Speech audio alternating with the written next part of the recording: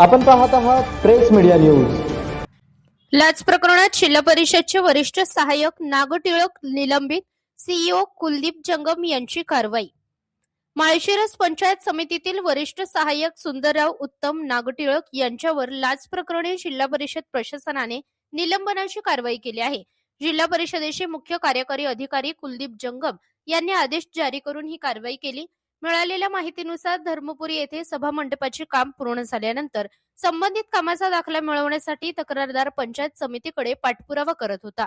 यावेळी वरिष्ठ सहाय्यक नागटिळक यांनी कामाचा दाखला देण्यासाठी 10,000 रुपयांची लाच मागितल्याचा आरोप आहे। नंतर चालल्या बोलण्यानंतर 5,000 रुपये स्वीकारताना महाराष्ट्र अँटी करप्शन ब्युरोच्या पथकाने सापळा रचून त्यांना रंगेहात पकडले।